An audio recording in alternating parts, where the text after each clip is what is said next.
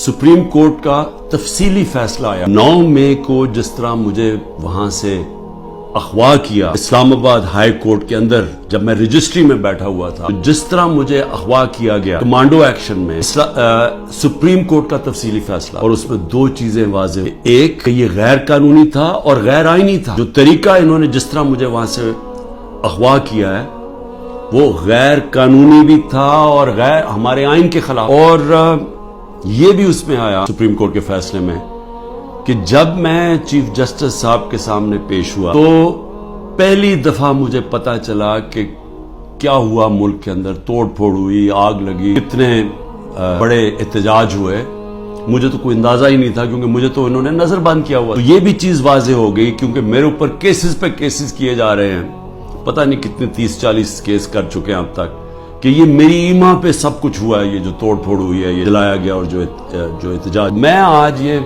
सबसे पहले कहना चाहता हूं, अब अगर जो मुल्क की सबसे बड़ी अदालत का फैसला आ गया, ये गैर आईनी और गैर कानूनी तौर पे मुझे वहां से जिस तरीके से मुझे वहां से पकड़ के लेके गए, जिस तरीके से उन्होंने शीशे तोड़े रजिस्ट्री ऑफिस, वहां के स्टाफ को डंडे मारे, उनकी कंप्यूटर और इक्विपमेंट को तोड़ा, मेरे लोगों को जो गार्ड्स थे उनको मारा, वकीलों को मारा, मुझे सर पे डंडा लगा। और फिर जिस तरह एक दहशतगर्द और मुजरिम की तरह वो जो कि मुल्क की सबसे बड़ी पार्टी का सरबराह, सारी दुनिया ने वो फिर देखा जिस तरह मुझे इन्होंने वहां से पकड़ के ले।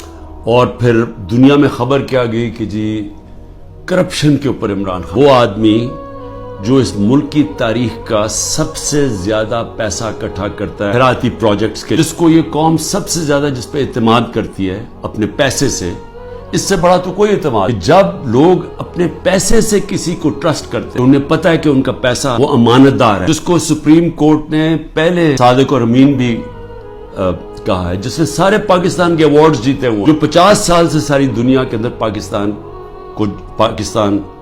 पाकिस्तानी को दुनिया जानती है, और जिसने अपनी तरफ से क्रिकेट के अंदर पाकिस्तान का नाम रोशन। मेरा सबसे पहला सवाल यह कि इसका कौन जिम्मेदार, क्या इंटीरियर मिनिस्ट्री जिम्मेदारी उठाएगी इसकी, कोई इसको जिम्मेदार ठहराएगा, और क्या नैब चेयरमैन इसकी जिम्मेदारी लेगा जो हुआ मेरे साथ। और मैं अब इससे आगे चलता हूं, जब मुझे ये जिस तरह उठाया गया और अब साबित हो गया कि ये इस मुल्क के आइन और कानून के खिलाफ था, तो क्या हमारी पार्टी को ये हक नहीं था पुरअमन एहतजाज का? अब तो अगर साबित हो गया ना कि ये कानून तोड़ के मुझे वहां से अगवा किया गया और जिस तरह मुझे जलील किया गया, तो क्या एक मुल्क की सबसे बड़ी पार्टी के सरबराह को जब इस तरह उसे किया जाए, तो क्या उसकी पार्टी को हक नहीं था पुरअमन एहतजाज करना? और ये मैं फिर वाज़ेह कर दूं, आइन हमें कहीं जगह पे रोकता नहीं है पुरअमन एहतजाज। जी कंटोनमेंट में एहतजाज हो या जहां भी हो, हम कहीं भी एहतजाज कर, हमें आइन हमें हक देता, हमें तोड़ फोड़ का हक नहीं देता, हमें जलाने का हक नहीं। और वो सारे हम सब उसकी मजम्मत कर। मैंने सुप्रीम कोर्ट में जब मुझे बताया चीफ जस्टिस साहब ने,